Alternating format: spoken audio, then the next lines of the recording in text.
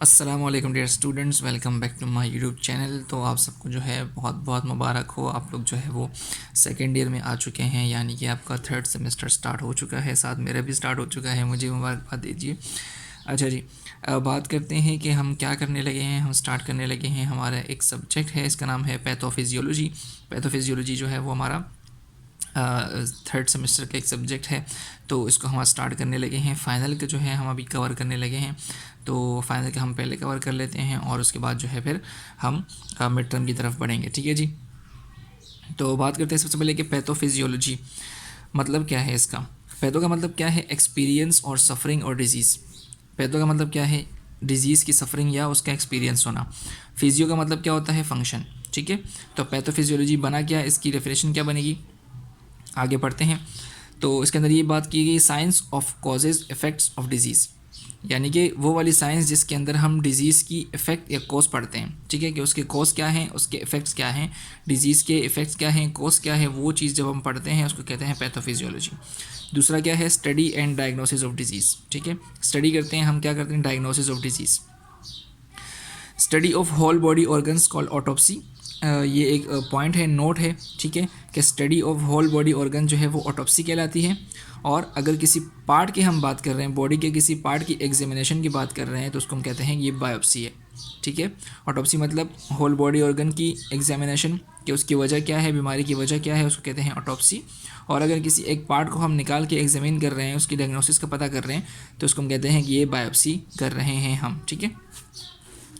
Pathophysiology की definition क्या है, the normal functions of the body alter और चेंज बाय डिजीज़।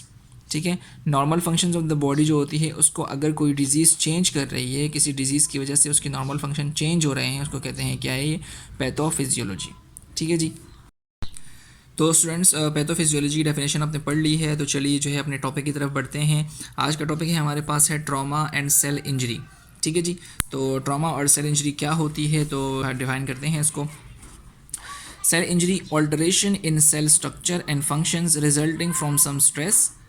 ठीक है, ऑल्टरेशन यानी कि चेंज होना सेल स्ट्रक्चर और फंक्शन का किसी भी स्ट्रेस की वजह से, किसी भी स्ट्रेस की वजह से सेल के स्ट्रक्चर या फंक्शन का चेंज होना, उसको कहते हैं सेल इंजरी है। अच्छा, cell have some adaptive ability, if stress exceed the adaptive ability then it is cause a problem and cells are called injured. अच्छा, सेल्स के पास जो है, बॉडी के अंदर जितने सेल्स होते हैं उसके पास कुछ एबिलिटीज़ होती है, कुछ काबिलियत होती है टोलरेट करने की, बर्दाश्त करने की। ठीक है, अगर स्ट्रेस जो है वो बर्दाश्त करने की काबिलियत से ज़्यादा निकल आया तो सेल को इंजरी हो जाएगी, लेकिन अदरवाइज़ जो है वो सेल क्या करेगा, उसको एब्जॉर्ब कर लेगा, उसको जो है वो कंट्रोल कर लेगा और उसको बर्दाश्त कर लेगा, तो इंजरी नहीं होगी। ठीक है जी। Cell injury and cell death are ongoing process and are balance by cell renewal. Cell injury और सेल डेथ जो है, ये जो है ऑन गोइंग प्रोसेस है, यानी कि चलते रहते हैं। ठीक है, दोनों चलते रहते हैं। और इसको क्या बैलेंस कौन करता है, सेल रिन्यूअल, यानी कि पुराने सेल्स जो हैं वो टूट जाते हैं, इंजर्ड हो जाते हैं और नए सेल्स बन जाते हैं। तो बॉडी के अंदर जितने भी तमाम सेल्स होते हैं वो मेंटेन रहते हैं, उनकी नंबर जो है वो सेम रहते हैं। ठीक है जी, समझ आ गई बात। अच्छा, बात करते हैं reversible and irreversible injury. Reversible injury are those that are mild and transient short time. जो रिवर्सिबल इंजरी होती है वो शॉर्ट टाइम के लिए होती है और मतलब कि दरमियानी सी होती है। ठीक है, ज़्यादा सीवियर, ज़्यादा ख़तरनाक नहीं होती, माइल्ड सी होती है। और ट्रांजिएंट, ट्रांजिएंट का मतलब होता है शॉर्ट टाइम। ठीक है, शॉर्ट टाइम के लिए होती है। Reversible injury can leads to normal cell function. Reversible injury जो होती है वो दोबारा से सेल को नॉर्मल फंक्शन की तरफ लेके जा सकती है, यानी कि अगर किसी को रिवर्सिबल इंजरी हो गई तो वो सेल्स जो है वो दोबारा से रीग्रो करके, रीन्यू हो गए, दोबारा से अपने फंक्शन जो है वो सारे कंट्रोल कर सकता है। ठीक है, ये रिवर्सिबल इंजरी की डेफिनेशन है। इरिवर्सिबल इंजरी जो है, those which are severe and progressive, जो कि सीवियर होती है, ख़तरनाक होती है, और प्रोग्रेसिव होती है, यानी कि बढ़ती ही जाती है। ठीक है, it can lead to necrosis और apoptosis. It can lead to necrosis और एपोप्टोसिस क्या हैं ये दोनों, इसकी हम आगे बात करेंगे।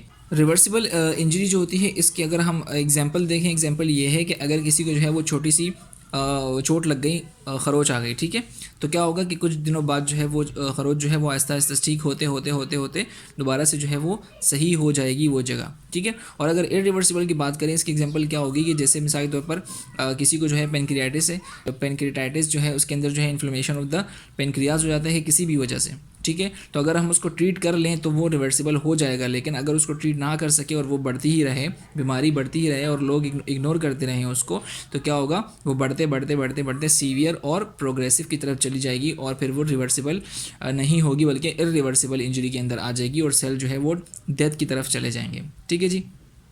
अच्छा जी, अब बात करते हैं कि फैक्टर्स इफेक्टिंग सेल इंजरी, वो क्या क्या फैक्टर्स हैं जो कि सेल इंजरी को प्रमोट करते हैं या कुछ जो है सेल इंजरी को करवाते हैं, ठीक है। तो उसके अंदर सबसे पहले आता है हाइपोक्सिया एंड इस्कीमिया।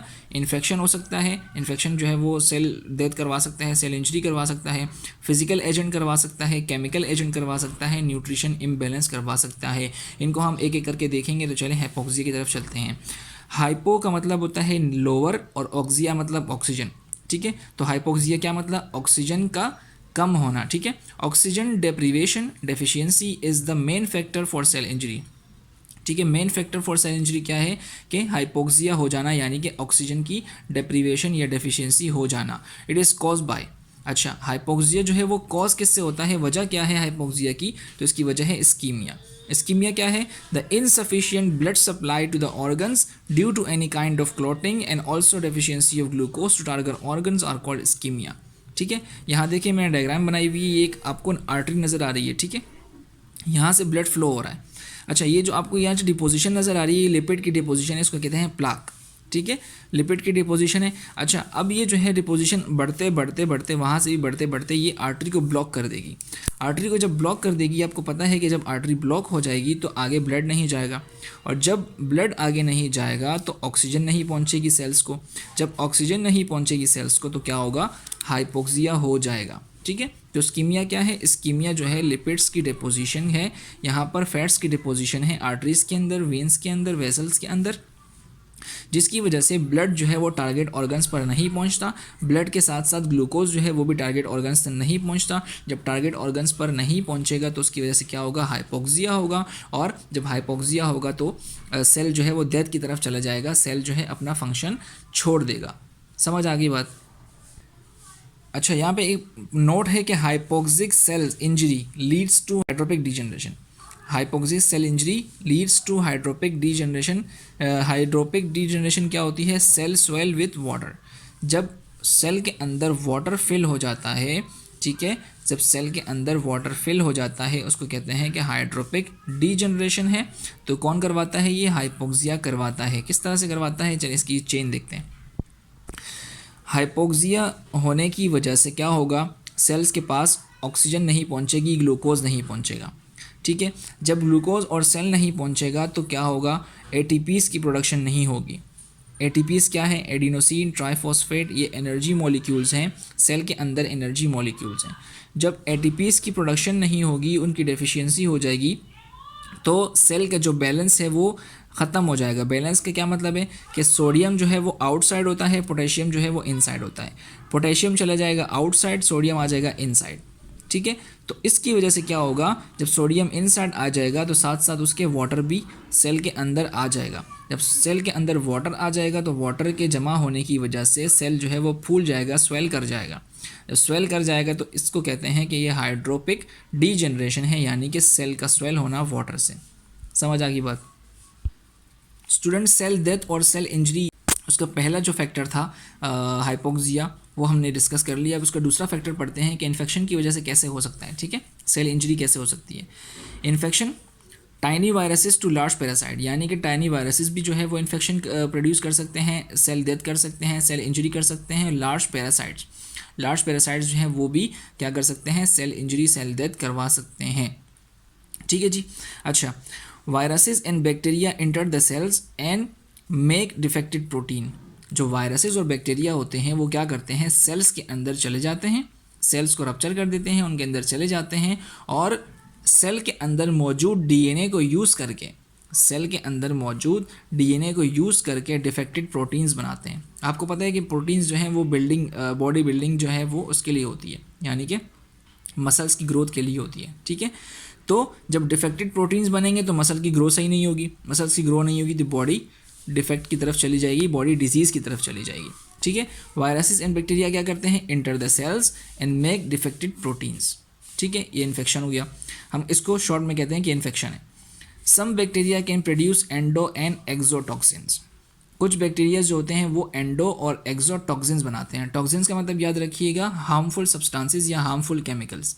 ठीक है, अच्छा इसको देखते हैं कि एंडोटॉक्सिन और एक्सोटॉक्सिन्स क्या होते हैं। एंडोटॉक्सिन्स ऐसे केमिकल्स होते हैं जो कि बैक्टीरियल सेल के अंदर होते हैं। ठीक है, सेल वॉल के अंदर नहीं बल्कि बैक्टीरियल सेल के अंदर होते हैं, और वो क्या करते हैं, वो जो है चेस्ट टाइटनेस, कफ, एसओबी यानी शॉर्टनेस ऑफ ब्रेथ और फीवर वगैरह करवाते हैं। तो इस ऐसे केमिकल्स को हम कहते हैं कि ये एंडोटॉक्सिन्स हैं। ठीक है, बैक्टीरिया की वजह से हो रहा है तो इसलिए ये इन्फेक्शन के अंदर आ गया। सही है। अच्छा, एक्सोटॉक्सिन्स क्या होते हैं, आर टॉक्सिक सब्सटेंसेस, ऐसे ख़तरनाक सब्सटेंसेस होते हैं जो कि सीक्रेटेड बाय बैक्टीरिया। ठीक है, सीक्रेटेड बाय बैक्टीरिया। एंडोटॉक्सिन और एक्सोटॉक्सिन्स का मेन बात याद रखिएगा, एंडोटॉक्सिन्स जो है वो बैक्टीरियल सेल के अंदर होते हैं, बैक्टीरिया इसको सीक्रेट नहीं करता। ठीक है, और एक्सोटॉक्सिन्स जो है वो बैक्टीरिया सीक्रेट करता है, यानी कि बाहर निकालता है अपनी बॉडी से। एक्सोटॉक्सिन क्या करता है ह्यूमन बॉडी के अंदर, inhibit protein synthesis, protein synthesis को रोकता है। ठीक है, उसको कम कर देता है, इनहिबिट कर देता है। It alter peripheral nervous system, हमारा जो पेरिफेरल नर्वस सिस्टम होता है यानी कि हमारा जो नर्व्स का सिस्टम होता है जो कि हमारी बॉडी के डिफरेंट फंक्शंस को कंट्रोल कर रहा होता है, उसको ऑल्टर कर देता है यानी कि चेंज कर देता है। ठीक है, और it also induce inflammatory response. तो जब भी एक्सोटॉक्सिन्स रिलीज़ होते हैं तो हमारी बॉडी के अंदर जहाँ पर एक्सोटॉक्सिन्स रिलीज़ हुए होते हैं वहाँ पर इन्फ्लेमेशन हो जाती है। इन्फ्लेमेशन होने की वजह से हमें पता चल जाता है कि बॉडी के अंदर कोई बैक्टीरिया, कोई वायरस जो है वो इन्वेड किया हुआ है, कोई गया हुआ है। समझ आ गई बात? आप भी नोट्स बना लीजिएगा ताकि आपको भी याद रहे। ठीक है, एंडोटॉक्सिन्स और एक्सोटॉक्सिन्स आपको अच्छी तरह समझ आ गए होंगे। इन दोनों का मेन डिफरेंस याद रखिएगा कि ये जो है बैक्टीरियल सेल के अंदर होते हैं, रिलीज़ नहीं करते, बल्कि और जो एक्सोटॉक्सिन्स हैं वो रिलीज़ करता है बैक्टीरिया। ठीक है, दो फैक्टर्स की बात कर ली, हाइपोक्सिया और इन्फेक्शन। बात करते हैं तीसरे की, फिजिकल एजेंट क्या क्या है। उसके अंदर भी क्लासिफिकेशंस हैं। फिजिकल एजेंट की क्लासिफिकेशन के अंदर सबसे पहले आता है कि ये मैकेनिकल ट्रॉमा, मैकेनिकल ट्रॉमा, फिर आता है एक्सट्रीम टेम्परेचर, फिर आता है इलेक्ट्रिकल इंजरी, फिर आता है रेडिएशन इंजरी। मैकेनिकल ट्रॉमा के अंदर क्या होता है, in which tissues are split और tear, fracture bone, blood vessel injury, यानी कि एक्सीडेंट हो गया, ठीक है, चोट लग गई, टक्कर लग गई, कहीं से भी कुछ भी हुआ, हड्डी टूट गई, तो ये सारा किसके अंदर आएगा, मैकेनिकल ट्रॉमा के अंदर आएगा। ठीक है जी, तो मैकेनिकल ट्रॉमा की हमने बात कर ली। अब बात करते हैं कि एक्सट्रीम टेम्परेचर किस तरह जो है वो सेल इंजरी करेगा, सेल को बर्न करेगा। तो एक्सट्रीम टेम्परेचर के अंदर आता है expose to high temperature cause partial thickness burn. ठीक है, याद रखिएगा, पार्शियल थिकनेस बर्न जो है वो दूसरा नाम है किसका, सेकेंड डिग्री बर्न का। First degree, second degree, third degree, fourth degree क्या होती हैं ये पढ़ ली है आपने फर्स्ट ईयर के अंदर। तो पार्शियल थिकनेस जो है वो सेकंड डिग्री बर्न को कहते हैं। ठीक है, तो एक्सट्रीम टेम्परेचर पे अगर जो है आप एक्सपोज होते हैं, हाई टेम्परेचर पे एक्सपोज होते हैं, तो क्या होता है, पार्शियल थिकनेस बर्न होने का खदशा है और फिर जो है इसी से सेल इंजरी होती है। अच्छा, साथ के साथ उसकी जो है सीवियर हार्ट स्ट्रोक भी हो सकता है। हीट स्ट्रोक जो है वो क्या है, सीवियर हीट स्ट्रोक का मतलब ये है कि आपकी जो बॉडी होती है वो टेम्परेचर को जो है वो मेंटेन नहीं रख पाती और बॉडी का टेम्परेचर जो है वो हाई कर जाता है, 105 तक पहुंच जाता है, तो इसको कहते हैं कि सीवियर हीट स्ट्रोक है, सीवियर हीट स्ट्रोक कहते हैं इसको। ठीक है, अच्छा, अब एक्सपोज टू कोल्ड टेम्परेचर अगर होगा तो उसके क्या इफेक्ट्स होंगे। कोल्ड टेम्परेचर क्या करती है, ब्लड को जो है विस्कस कर देती है, causes blood viscosity increases. Viscosity का मतलब होता है थिकनेस। ठीक है, ब्लड की थिकनेस को जो है वो इंक्रीज़ कर देती है, जो क्या करता है, वेजो कंस्ट्रक्शन करवाता है। यानी जब ब्लड की विस्कोसिटी थिकनेस इंक्रीज़ होगी तो जो वेजल्स होंगी, ब्लड वेजल्स होंगी, आर्टरी होगी, वो सिकुड़ जाएंगी। ठीक है क्योंकि सिकुड़ जाएगी, क्योंकि ब्लड ही थोड़ा सा कम है, सिकुड़ गया है, आपस में कॉन्ट्रैक्ट हो गया है, तो इसकी वजह से जो है वेजो कंस्ट्रक्शन हो जाएगी, जिसकी रिजल्ट में क्या होगा कि हाइपोक्सिया हो जाएगा। ठीक है, जब वेजो कंस्ट्रक्शन हो जाएगी, ब्लड जो है वो नहीं पहुंचेगा टारगेट ऑर्गन पे सही से, तो क्या होगा, रिजल्ट इन हाइपोक्सिया। ठीक है, इलेक्ट्रिकल इंजरीज की बात करते हैं कि और body have to side for current. ठीक है, हमारे बॉडी के अंदर दो चीज़ें ऐसी हैं जहाँ पर करंट जो है वो दौड़ता है। ठीक है, पहला क्या है, ब्रेन है, दूसरा है हार्ट। ठीक है, damage brain stem does respiration, अगर जो है हमें करंट लगता है तो हमारे ब्रेन के ऊपर क्या असर पड़ेगा, हमारे ब्रेन के ऊपर ये असर पड़ेगा कि ब्रेन जो है उसके अंदर होता है ब्रेन स्टेम, और ब्रेन स्टेम जो है वो हमारा वाइटल्स फंक्शन को कंट्रोल कर रहा होता है, साथ साथ रेस्पायरेशन को कंट्रोल कर रहा होता है। तो रेस्पायरेशन जो है हमारी रुक सकती है ब्रेन की वजह से, ब्रेन में करंट लगने की वजह से। ठीक है, आपको पता है कि जब शॉर्ट सर्किट होता है तो कैसे होता है कि दो तार होती है, गर्म तारें होती है, आपस में मिलती है तो करंट पैदा करती है। तो बाहर से भी करंट आ रहा है और ब्रेन के अंदर भी करंट है, तो दोनों आपस में मिलके शॉर्ट सर्किट करेगी और उसके रिजल्ट में रेस्पायरेशन जो है वो हमारी डैमेज हो जाएगी, हमारी रेस्पायरेशन बंद होने का खतरा होता है। अच्छा जी, साथ इसके हार्ट जो है उसके अंदर भी आपको पता है कि इलेक्ट्रिकल कंडक्टिविटीज़ होती रहती है। तो हार्ट जो है वो किस तरह डैमेज होगा, damage heart muscles cause death, किस तरह डैमेज होगा, शॉर्ट सर्किट होगा। ठीक है, हार्ट के अंदर भी शॉर्ट सर्किट होगा तो क्या करेगा, हार्ट मसल को डैमेज करेगा, जिसकी वजह से जो है मौत हो सकती है। रेडिएशन इंजरी क्या करेगा, disturb intracellular bonds, DNA damage and cause sunburn, first degree burn. First degree burn को कहते हैं सनबर्न और सेकंड डिग्री बर्न को कहते हैं पार्शियल थिकनेस बर्न। ठीक है जी। रेडिएशन एनर्जी यानी कि कोई जो है ना, आप रेज आके आपको लग गई, एक्सरे रेज लग गई आपको, या जो है एमआरआई की रेज लग गई आपको, या जो है सन की रेज लग गई बहुत ज़्यादा, तो जो है आपके इंट्रासेल्युलर बॉन्ड्स जो है यानी कि सेल टू सेल जो बॉन्ड है, जो कि बॉन्ड सेल्स को आपस में जोड़ के रखते हैं, वो बॉन्ड जो है वो टूट जाएंगे, डीएनए जो है वो डैमेज हो जाएगा और सन बर्न हो जाएगा, आपकी जो स्किन होगी वो रेड हो जाएगी। तो इसको भी हम कहते हैं कि ये भी क्या है, सेल इंजरी के अंदर आती है। ठीक है जी। फिजिकल इंजरी के अंदर बात कर ली कि मैकेनिकल है, ठीक है, उसके बाद है इलेक्ट्रिकल, इसके बाद है टेम्परेचर, इसके बाद इलेक्ट्रिकल इंजरीज और रेडिएशन इंजरी किस तरह होती है मैं आपको समझा चुका हूँ। अब बात करते हैं केमिकल एजेंट्स की, कि कुछ केमिकल्स होते हैं जो कि क्या करते हैं, आपके जो है सेल जो है वो डिस्ट्रॉय करते हैं, सेल को ख़राब करते हैं। तो उसके अंदर क्या क्या आता है, ग्लूकोज और सॉल्ट इन हाई कंसनट्रेशन। अगर सॉल्ट और ग्लूकोज जो है आप हाई कंसनट्रेशन में लेते हैं, उसकी मिकदार बहुत ज़्यादा हो जाती है, तो वो क्या करता है, सेल्स को डैमेज कर सकता है। इंसेक्टिसाइड और पेस्टिसाइड क्या होते हैं, इंसेक्टिसाइड और पेस्टिसाइड वो चीज़ें होती हैं जो कि हम पौधों के अंदर डालते हैं, जो कि हम क्रॉप्स के अंदर डालते हैं, हमारी जो एग्रीकल्चर डिपार्टमेंट होता है उसके अंदर यूज़ होती हैं। ऐसी चीज़ें होती हैं जो कि कीड़ा मकोड़ों को ख़त्म कर देती हैं, जो कि प्लांट्स को नुकसान पहुंचाती हैं। ठीक है, तो इंसेक्टिसाइड और पेस्टिसाइड हमारे थ्रू कैसे आएगी, हमारे बॉडी के अंदर कैसे आएगी, हमने इंसेक्टिसाइड डाला क्रॉप के अंदर, क्रॉप जो है वो क्रॉप कटी, हमारे पास आई, हमने उसका जो है आटा बनाया, और आटे के अंदर जो है वो कुछ पार्टिकल्स जो है वो इंसेक्टिसाइड और पेस्टिसाइड्स के आ गए, तो हमारे अंदर चले गए। ठीक है, तो वो सेल को डिस्ट्रॉय कर सकती है। Side effects of therapeutic drugs यानी कि हम अगर कोई मेडिसिन देते हैं किसी चीज़ को क्योर करने के लिए, तो उसके जो साइड इफेक्ट होते हैं वो हमें नुकसान पहुंचा सकते हैं, हमारे सेल्स को जो है वो डिस्ट्रॉय कर सकते हैं। अल्कोहल सबको पता है कि अगर जो है हम पीते हैं तो हमारे सेल्स डिस्ट्रॉय हो जाते हैं, brain cells. They all can injure cells by stopping enzymatic activity. ये जो सारी चीज़ें हैं, चारों चीज़ें हैं, ये क्या करती हैं, इंजाइमेटिक एक्टिविटी, यानी कि सेल के अंदर जो इंजाइमेटिक एक्टिविटी होती है, जो मेटाबॉलिक एक्टिविटी होती है, चीज़ों का बनना, प्रोटीन्स का बनना और चीज़ों का टूटना, वो इंजाइमेटिक एक्टिविटीज़ की वजह से होता है। तो वो चीज़ें जो है वो ख़त्म हो जाएंगी या कम हो जाएंगी। ठीक है, कोगुलेशन, सेल प्रोटीन कोगुलेशन का मतलब होता है जमना, जो सेल प्रोटीन होगी वो जम जाएगी, यानी कि रुके, काम करना बंद कर देगी। And disturb osmotic cell activity, यानी कि जो प्रेशर होता है सेल के अंदर का वाटर लेवल और बाहर का जो वाटर लेवल होता है उसके कहते हैं ऑस्मोटिक प्रेशर या ऑस्मोटिक लेवल एक्टिविटी, वो जो है डिस्टर्ब हो सकता है। ठीक है, केमिकल एजेंट जो है वो समझ आ गया आपको। चार चीज़ें हमने डिस्कस कर ली। पहले क्या नुकसान पहुंचा सकता है सेल को, हाइपोक्सिया, ठीक है, जिसका जो मेन रिजल्ट था वो इस्कीमिया था। दूसरा था हमारे पास इन्फेक्शन, ठीक है, इन्फेक्शन कैसे कैसे कर सकता है। अच्छा, उसके बाद हमारे पास फिजिकल, उसके बाद आ गया हमारे पास केमिकल एजेंट्स क्या क्या हैं जो कि सेल को डिस्ट्रॉय कर सकते हैं। बात करते हैं कि न्यूट्रिशनल इम्बैलेंस क्या होती है। न्यूट्रिशनल इम्बैलेंस यानी खाने के अंदर कोई चीज़ अगर ज़्यादा हो गई या उसकी कमी हो गई तो दोनों जो है वो हमारे सेल्स को डिस्ट्रॉय कर सकती हैं। कुछ वाइटामिन होते हैं जो कि हमारी बॉडी के नॉर्मल फंक्शनिंग के लिए ज़रूरी होते हैं, अगर उन वाइटामिन की डेफिशिएंसी हो गई तो क्या होगा, iron deficiency anaemia and beri क्या होता है, लेक ऑफ विटामिन B1। ठीक है, बेरी याद रखिएगा, लेक ऑफ विटामिन B1 जो है वो बेरी कहलाता है, ये भी एक किस्म की डिजीज़ है। और अगर न्यूट्रिशन जो है वो एक्सेस हो गई, यानी कि हमने हाई डाइट ले ली लिपिड्स और फैट्स की, तो वो क्या कर सकता है, वो कोस कर सकता है एथेरोस्क्लेरोसिस क्या किसको कहते हैं कि हमारी आर्टरीज़ के अंदर डिपोजिशन हो जाती है, किस चीज़ की, हमारी आर्टरीज़ या वेजल्स के अंदर जो है वो लिपिड्स की डिपोजिशन हो जाती है, तो उसको कहते हैं कि ये एथेरोस्क्लेरोसिस है।